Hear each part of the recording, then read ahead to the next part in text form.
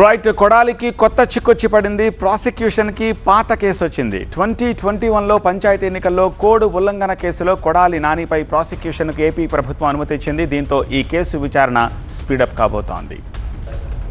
ఇవన్నీ drama company ఆర్టిస్టులు అండి వీళ్ళందరూ. వీళ్ళ దెబ్బకి ఎన్టీ రామారావు డామని పడిపోయాడు. ఇప్పుడు ఈ రాష్ట్రంలో నిమ్మగడ్డ రమేష్, చంద్రబాబు నాయుడు వేరు అని అనుకోవట్లా. ఎవరన్నా వెళ్ళి అడగండి రోడ్డు మీదకి వెళ్ళి నిమ్మగడ్డ రమేష్, చంద్రబాబు వేరేమోనని. ఈయన చెప్పింది ఆయన చేస్తాడు, ఆయన చేసేటప్పుడు ఈయనతో సంప్రదించేస్తాడు.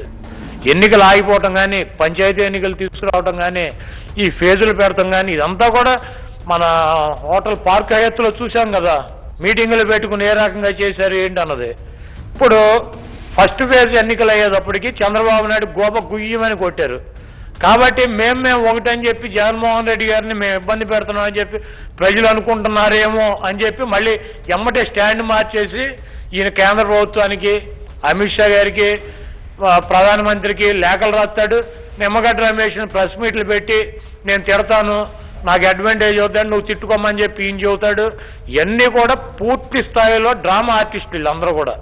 వైసీపీ నేత మాజీ మంత్రి కొడాలి నాని 2021లో చేసిన వ్యాఖ్యలు ఆయనను వెంటాడుతున్నాయి. 2021 ఫిబ్రవరిలో అప్పటి ప్రతిపక్ష నేత చంద్రబాబుపై, ఎస్ఈసీ నిమ్మగడ్డ రమేష్పై కొడాలి నాని చేసిన వ్యాఖ్యలు ఎన్నికల ప్రవర్తనా నియమావళి ఉల్లంఘనగా ఏపీ ఎన్నికల సంఘం గుర్తించింది. 2021 ఫిబ్రవరి 16న కేసు నమోదు చేసి అప్పుడే దర్యాప్తు చేశారు గుడివాడ 1 టౌన్ పోలీసులు. అవమానకర వ్యాఖ్యలు చేయడం, ప్రజలను రెచ్చగొట్టేలా మాట్లాడడం, బెదిరింపు ధోరణితో వ్యవహరించడం వంటి ఆరోపణలను పోలీసులు నమోదు చేశారు.